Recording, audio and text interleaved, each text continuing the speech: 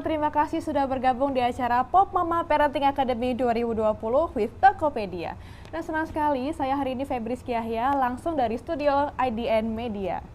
Pop Mama Parenting Academy 2020 adalah suatu program tahunan yang dilaksanakan oleh popmama.com. Biasanya diselenggarakan secara offline. Namun kita semua tahu ya, karena adanya pandemi corona ini, jadi eventnya terpaksa dilakukan secara online. Dan pada tahun ini, Pop Mama Parenting Academy bekerja sama dengan Tokopedia menyelenggarakan eksklusif partnership spesial untuk mama semua di rumah. Dan Pop Mama Parenting Academy 2020 ini diselenggarakan melalui berbagai platform, yaitu diantaranya website popmama.com, YouTube popmama.com, dan juga webinar melalui Zoom Class. Dan juga terdapat banyak sesi pastinya, diantaranya talk show di mana para audiens bisa menyaksikan langsung dari platform website dan YouTube popmama.com, webinar, cool-up, dan juga yang tidak dilewatkan adalah Pop Mama Exclusive Deals with Tokopedia. Wow, banyak banget ya mama, pastinya rugi banget nih kalau kelewatan sesi-sesinya.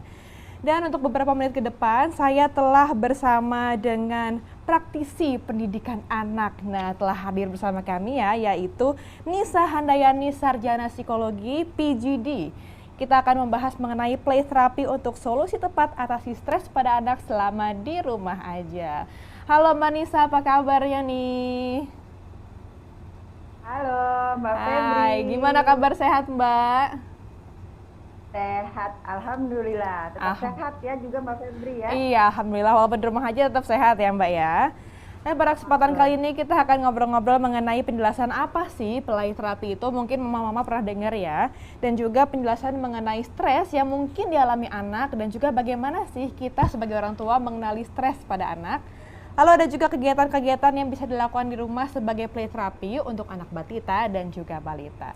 Langsung aja nih Mama Nisa ya, saya panggilnya ya, atau Mbak Nisa nih? Mama Nisa boleh. Mama Nisa, baiklah. Boleh jelasin sedikit mengenai play therapy itu apa sih Mbak? Mungkin karena kalau saya juga pernah dengar ya, play therapy itu bisa digunakan untuk mengatasi stres dan juga beberapa gangguan ya emosi pada anak tuh. Silahkan bagaimana jelaskan Mbak Nisa tentang play therapy. Mama Nisa. Oke. Baik Mbak Febri, makasih ya sebelumnya sudah me-invite saya untuk join di acara Pop Mama yang keren banget gitu ya. Iya, pasti. Oke, sebelum saya jelaskan tentang play therapy ini Mbak Febri dan mama-mama semuanya, kita harus tahu dulu anak-anak ini pada dasarnya kegiatannya apa sih gitu ya. Karena pada umumnya anak-anak memang berkegiatannya bermain gitu ya. Nah, kalau kita udah tahu kalau anak-anak ini memang kegiatannya tuh pada umumnya sebagian besar malah hidupnya itu kalau anak-anak itu ya bermain, maka dengan play therapy akan lebih mudah masuknya. Nah, maksud play therapy ini apa sih? Play therapy adalah terapi ya atau metode yang digunakan untuk mensupport atau untuk membantu anak, menolong anak dalam hal komunikasinya melalui bermain. Seperti itu Mbak Febri. Iya benar banget kan untuk Mama Nisa udah sama mama di rumah belum semuanya? Mungkin mama di rumah ada yang baru join ya, baru tahu apa sih nih tentang apa talk show-nya gitu. Boleh disapa dulu mama-mama di rumahnya Mbak Nisa? Oke, ya baik. Sebelumnya saya mau nyapa dulu nih. Tadi udah Mbak Febri udah nyapa ya, sekarang saya mau nyapa dulu untuk mama-mama. Halo mama-mama, Pop Mama di rumah gitu ya, atau mungkin di mana saja tapi yang pasti tetap di rumah aja, tetap jaga kesehatan gitu ya. Tetap jaga kenyamanan dan happy buat anak-anaknya semua. Selamat bergabung. Selamat bergabung di sesi kita kali ini. Ya, Mama Nisa ya. Mama Nisa kan sekarang ini saat-saat lagi masa yang tidak menentu ya. Jangankan anak, orang tua pun, saya pun sebagai mama juga stres pastinya. Pandemi ini nggak menentukan pastinya ya. Biasanya anak-anak tuh bebas main di luar, sekolah setiap hari tiba-tiba harus di rumah aja. Mungkin awal-awalnya mereka senang nggak usah sekolah ya, nggak usah mandi pagi, nggak usah bangun pagi. Tapi lama-lama stres kayak anak saya, minta ketemu, minta sekolah pokoknya gitu kan ya. Nah, kalau menurut Mbak Nisa, gimana sih kita ini seorang orang tua ya, orang tua itu bisa mengenali ciri-ciri stres pada anak, terus gimana cara ngatasinnya? Oke, baik, terima kasih Mbak Febri ya, Mbak Febri. Jadi mama di rumah gitu ya, bener banget ya. Tadi kalau Mbak Febri bilang gitu ya, awal-awal mungkin anak-anak senang nih masa pandemi gini karena yang tadinya harus ada rutinitas ke sekolah gitu ya, harus mandi pagi gitu ya, yang mana itu quote and quote gitu ya, itu merupakan tantangan tersendiri gitu ya. Tapi sekarang harus di rumah. Awal-awal mungkin senang, tapi lama-lama menjadi anak-anak menjadi stres gitu ya. Stres, termasuk awalnya buat mamanya santai ya, juga. lama-lama stres. Iya. Nah, gimana sih mengatasinya nanti akan ada penjelasannya. Tapi yang pasti anak-anak pasti akan ngalamin stres juga, Mbak Febri. Karena Ya. kenapa? Kita aja yang orang dewasa yang memang kegiatannya bisa mengatur sendiri, memanage sendiri, itu stres. Apalagi anak-anak yang memang harus dibatasi geraknya. Betul. Sedangkan mereka tumbuh kembangnya itu kan harus bergerak gitu ya. Anak-anak itu bergerak tipenya gitu ya. Jadi nggak yang diam gitu ya. Tapi nggak usah khawatir. Karena bermain itu bukan hanya di luar, bermain itu bisa di mana aja. Jadi apapun sebenarnya yang dilakukan anak selama anak senang itu dinamakan bermain. Itu loh Mbak Febri yang pasti harus jadi perhatian mama-mama di rumah. Tapi kalau anak stres tuh gimana sih? Biasanya kalau orang tua stres kan kelihatan ya burn out, terus suka marah-marah sendiri gitu ya, terus dan udah bisa ngomong ke orang tua, aku tuh stres gitu karena di rumah aja bosen, jenuh.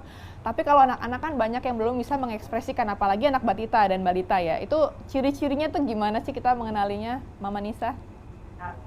Oke ya, jadi pertama mungkin nggak sih, tadi kalau Mbak Febri bilang, mungkin nggak sih stres terjadi sama anak? Mungkin aja gitu ya, apalagi untuk zaman sekarang gitu ya, kayaknya udah makin banyak teknologi, terus sekarang lagi ada masa pandemi gitu ya. Nah, stres itu bisa mulai dari pelajaran. Tadi kalau Mbak Febri nanya gitu ya, stres itu ciri-cirinya gimana sih kalau buat anak-anak? Kalau orang tua mungkin kan kelihatan ya, dari mukanya sudah kelihatan gitu ya. Dan udah bisa ngomong kita kan orang tua. Iya. Kalau dari anak-anak ada beberapa ciri ya, banyak sih, saya akan sebutin sebagian gitu ya. Yang pertama perubahan perilakunya, Jadi harus mama-mama perhatikan perubahan perilakunya gimana. Mungkin kalau yang tadi anaknya mungkin penurut gitu ya, terus akhirnya jadi ngebrontak gitu, itu bisa kita salah satu indikasinya. Jadi perubahan perilaku dari yang tadi positif jadi negatif. Ya, itu salah satu. Kemudian jadi menghindari atau dia menjadi menyendiri. Gitu. Jadi lebih pendiam gitu ya? Ya, jadi pendiam seperti itu. Jadi yang tadinya mungkin kan nama anak-anak senang bersosialisasi ya. Betul. Nah, ini menghindari interaksi tatap muka gitu ya, dengan tatap interaksi mata dengan orang dewasa atau dengan anak-anak sebayanya juga gitu ya. Kemudian berikutnya juga merasa sakit ini dalam tanda kutip kalau bahasa psikologi itu psikosomatis ya. Jadi merasa mama aku sakit perut ya, padahal pas dicek ke dokter ternyata nggak apa-apa gitu ya. Atau enggak misalkan mama aku pusing gitu ya, misalkan gitu ya, tapi ternyata nggak apa-apa gitu. Itu bisa juga terjadi sama anak-anak gitu ya. Atau perubahan nafsu makan, Mbak Febri, bisa juga. Perubahan nafsu makan ini bisa berbalik ya, misalnya tadinya nggak suka makan jadi makannya banyak, atau sebaliknya gitu. Jadi yang makannya tadinya normal biasa, akhirnya jadi susah makan. Sulit tidur itu juga bisa ya, sulit tidur. Jadi anak-anak ini bisa jadi sulit tidur karena dia punya kecemasan tertentu atau stres gitu ya. Dan yang mungkin juga bisa ditandai sama para mama ya, jadi sulit fokus atau konsentrasi. Terutama bagi anak-anak yang melalui PJJ ya, pembelajaran jarak jauh, itu mereka jadi cranky, jadi malas gitu mungkin ya, karena kalau di sekolah ini cari kan sosialisasinya ya, kalau di sini kita cuma ngadepin laptop. Bosen nih. Jadi ada perubahan perilaku tadi ya, perubahan nafsu makan, terus jadi lebih cenderung penyendiri ataupun lebih malah memberontak ya, susah nurut gitu ya. Dan perubahan nafsu makan serta pola tidur itu juga stres anak pastinya berpengaruh, jadi stres juga orang tuanya. Iya benar. Jadi kalau stres itu bisa ya, Mama Nisa, melalui play terapi itu bisa dipulihkan. Ya bisa. Jadi tadi yang saya seperti bilang di awal ya, play terapi itu salah satu metode konseling atau metode konsultasi ya, yang mana menggunakan bermain sebagai alat komunikasi pada anak untuk menolong anak itu sendiri, seperti itu. Caranya kayak gimana ya, melalui permainan, karena dengan bermain anak-anak akan mudah didekati gitu ya. Jadi komunikasinya melalui bermain seperti itu. Jadi anak-anak tuh nggak ngerasa kayak lagi kamu silakan bicara, ada masalah apa gitu. Itu namanya konseling ya. Iya. Iya, jadi melalui bermain sehingga anak-anak bebas aja, padahal dia sedang mengekspresikan perasaannya. Oh gitu. Nah, kalau misalnya bermain kan ya orang tua tahu anak tuh bermain gitu kan. Tapi kalau khususnya play therapy sendiri, kira-kira tuh kegiatan apa aja yang bisa dilakukan di rumah untuk mengatasi stres pada anak? Karena kita tahu cuma mainnya apa sih, main air atau main apa itu udah cukup belum sih? Kita kan belum tahu ya sebagai orang awam gitu, orang tua. Play therapy itu seperti apa yang bisa diaplikasikan di rumah gitu, Mama Nisa? Sebenarnya pada umumnya mirip-mirip ya, Mbak Febri ya. Bermainnya menggunakan apa sih kalau play therapy gitu ya, dan kalau ini kita kategorikan ya untuk batita dan untuk balita. Batita dulu mungkin ya. Jadi batita ya. Batita ya. Oke, jadi misalnya nih, untuk batita, yang cara mudah aja. Ya, pertama misalkan anak-anak kalau batita kan udah mulai mengenal warna, ya. Jadi warna-warna bermacam warna, beraneka warna dengan menggunakan boneka, misalkan boneka tangan. Nah itu bisa, gitu, melalui dengan menggunakan play therapy. Jadi bisa pakai boneka tangan, kita bisa komunikasi sama anak, kita ngobrol, kita dialog, gitu. Jadi kita membangun hubungan dengan anak seperti itu. Boneka tangan ya, oke. Iya, cara yang mudah. Atau bisa juga dengan cara mendongeng, gitu. Anak-anak kan senang ya, mendongeng, gitu ya. Jadi dibacakan buku gitu ya, atau mendongeng tanpa buku? Betul.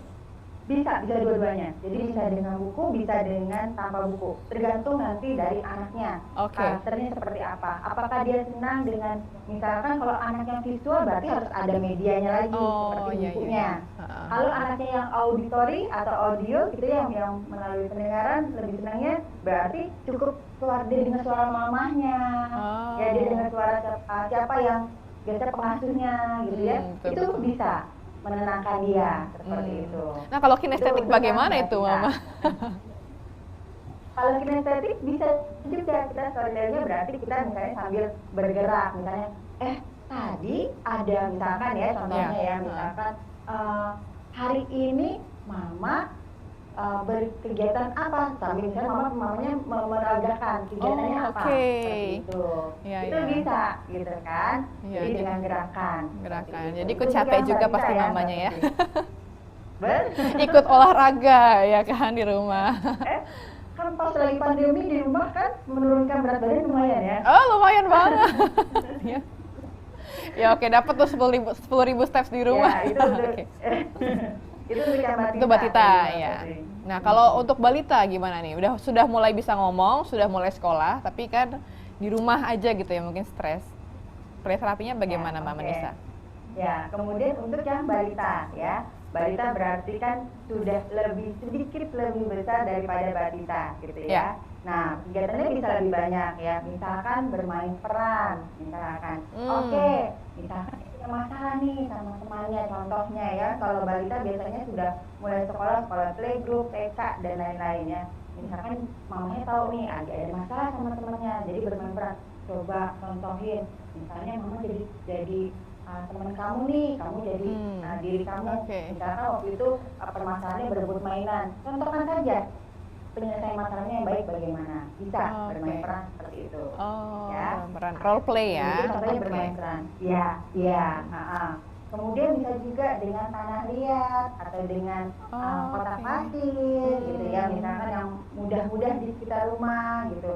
Bisa juga dengan bernyanyi gitu kan, sudah lebih komunikasi. Tadi kalau Mbak Febri bilang ngomongnya, bicaranya sudah lebih lancar gitu ya. Jadi bisa dengan nyanyi, bisa dengan menari, ya mendengarkan musik, bisa juga seperti itu. Jadi kalau yang besar lebih luas lagi bermainnya. Tapi sebenarnya titik utama play therapy itu ya, itu pada komunikasi dua arah ya. Jadi kalau misalnya orang tua hanya memberikan mainan pada anak, kalau anaknya main sendiri itu tidak bisa disebut play therapy, begitu Mama Nisa? Itu namanya juga play ya, bermain, ya kan? Kalau bermain itu bisa juga sebenarnya sendiri, tapi kurang dapat esensinya, Mbak Febri.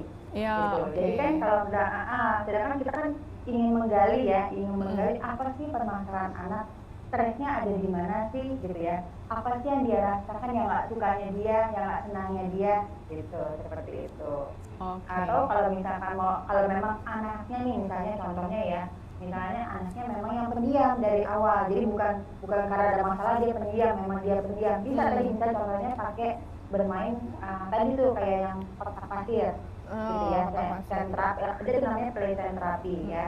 Nah itu bisa dia disuruh kayak menggambar dengan pasir, atau ini pakai menggambar juga bisa bermain terapi ini.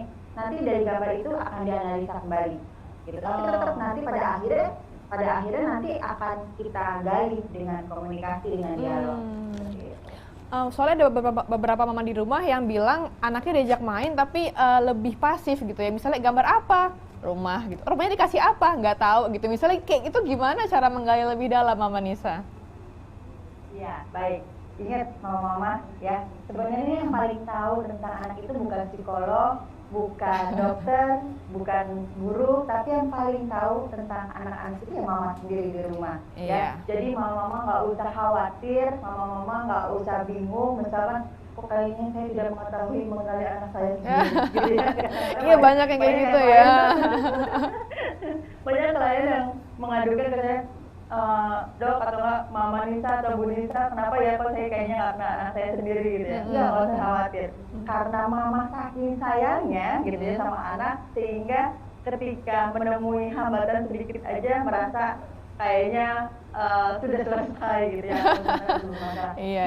Nggak usah khawatir, jadi digali terus gitu ya. Misalkan kalau anaknya tadi pendiam gitu ya, coba cari lagi apa yang dia sukai. Pasti anak itu sependiam-pendiamnya anak pasti ada yang dia sukai. Nah masuklah mulai dari hal-hal yang dia sukai, masuklah mulai dari hal-hal yang dia senangi, dan yang pasti yang terpenting buat lingkungannya nyaman dulu. Itu yang paling penting. Jadi buat anak itu fun dulu, buat anak itu merasa comfort dulu, merasa nyaman dulu. Karena kalau anak sudah nyaman, maksudnya akan lebih mudah buat mama-mama. Jadi jangan ketika memulai pembicaraan, ketika memulai komunikasi, ketika memulai bermain dalam situasi yang tegang gitu. Jadi buat suasananya yang menyenangkan. Jadi anaknya harus mood dulu dan orang tuanya juga harus good mood dulu ya, Mama Nisa ya. Betul. Karena kalau suasananya menyenangkan bukan hanya buat anak, buat mamanya juga akan berpengaruh.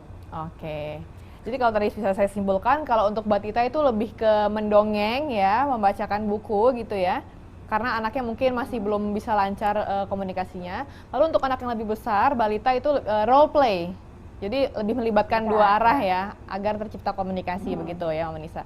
Cuma kalau sebagai orang tua kan, ya namanya juga ada yang WFH ya, work from home juga, udah gitu banyak pekerjaan rumah tangga, main lagi sama anak pusing gitu kayak rasanya. Kira-kira gimana sih, apa kita harus bikin jadwal mingguan, jadwal harian untuk main, hari ini main apa ya, besok apa gitu, biar anak nggak bosan, atau gimana Mama Nisa caranya? Sebenarnya untuk bikin bermain itu jadi menyenangkan, itu tadi bisa dengan bikin agenda, boleh juga bikin agenda, atau kita bikin break gitu. Istilahnya break di sini dalam artian bikin break momen buat break time buat mama dan anak. Jadi nggak usah lama-lama sebenarnya bermain dengan anak-anak, tapi sebenarnya quality time-nya itu yang penting, dan quality. Jadi misalkan dalam satu hari ini atau dalam anggaplah satu hari dulu ya, misalkan hari ini pagi saya main 10 menit sama anak, karena misalnya mamanya kerja nih dari rumah ya, karena banyak ya sekarang yang mama juga kerja dari rumah.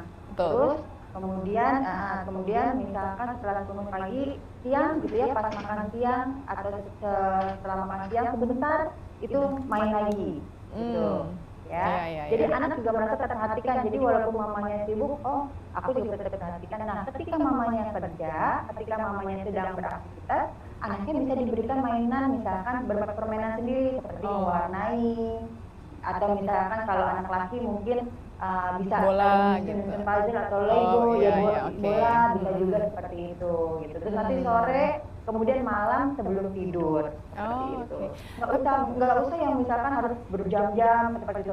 Yang ada mamanya yang stres. Jadi marah-marah bukan main-main. Ada waktu minimal untuk main sama anak mungkin, Mama Nisa? Waktu minimalnya sebenarnya tidak ada patokannya, Mbak Febri ya. Tapi ya namanya bermain, kayaknya kalau misalkan 5 menit juga kesebentarnya ya, anaknya juga kesian gitu ya. Ya seenggaknya 10 menit lah seperti itu minimalnya. Jadi anak juga sudah mendapatkan feel-nya, sudah merasakan senangnya gitu kan. Kalau bisa lebih sih akan lebih baik gitu. Tapi nggak ada patokan sih sebenarnya. Ada beberapa keluhan yang sering saya dengar dari mama kalau main sama anaknya itu, anaknya antara terlalu seru main sama orang tuanya, jadi nggak mau lepas, maunya main terus, gitu. Mama nggak boleh kerja, mau main terus. Atau yang kedua bahkan nggak asik main sama mama papahnya, karena kayak anaknya nggak mau ngikutin aturannya, maunya sembarangan sendiri semuanya, terus jadi mainnya jadi nggak ada aturannya, mainnya terlalu bebas gitu. Jadi anaknya malah jadinya bukan seneng, malah cranky, malah marah-marah gitu. Pernah sih saya kayak gitu soalnya. Oke, ya. Pertama kita lihat situasinya. Kalau anaknya lagi cranky, mungkin mainannya jadi jangan mainan dengan yang aturan terlalu banyak. Ya, anak saja dulu situasinya. Jadi boleh main yang kan banyak ya main mainan bebas gitu kan. Iya, free play ya. Tadi saya bilang, ya free play benar. Jadi main apa aja yang anak sukai gitu. Tapi kalau anak misalkan lagi kondusif nih, ya.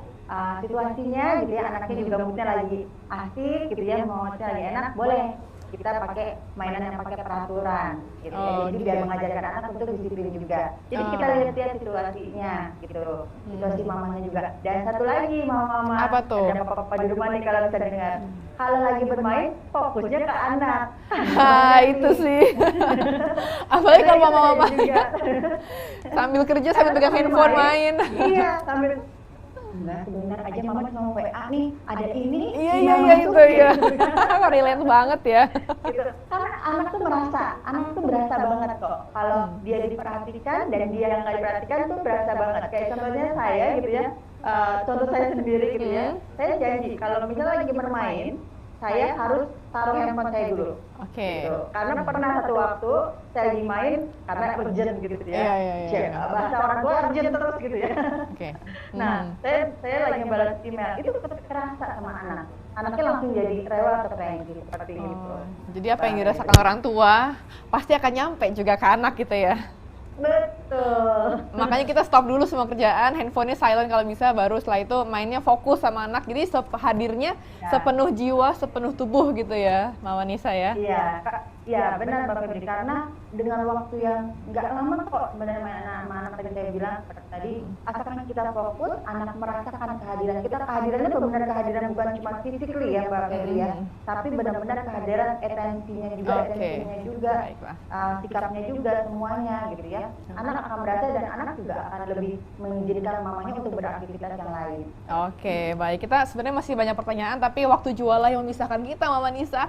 Boleh disummary sedikit, mungkin 1-2 menit ya untuk mama-mama di rumah tentang play therapy ini, Mama? Oke, jadi untuk mama-mama di rumah ya, yang paling terpenting ingat aja, anak-anak itu dunianya bermain. Ya. Jadi hidupkanlah di rumah suasana atau situasi yang menyenangkan buat anak, yang nyaman untuk anak. Ketika anak sudah mendapatkan situasi dan suasana yang menyenangkan, maka semuanya akan jadi permainan buat anak. Bahkan mama-mama nggak perlu nyediain mainan yang macam-macam, dengan suara mama bernyanyi, dengan suara mama misalkan membunyikan sesuatu, itu sudah permainan buat anak. Seperti itu. Jadi yang paling terpenting mama hadirlah untuk anak seutuhnya, bukan hanya fisik, tapi perasaan, jiwa, dan atensinya mama untuk anak-anak bermain. Menohok banget bersama anak-anak di rumah. Oke, terima kasih Mama Nisa. Menohok banget rasanya ya. Dalam banget.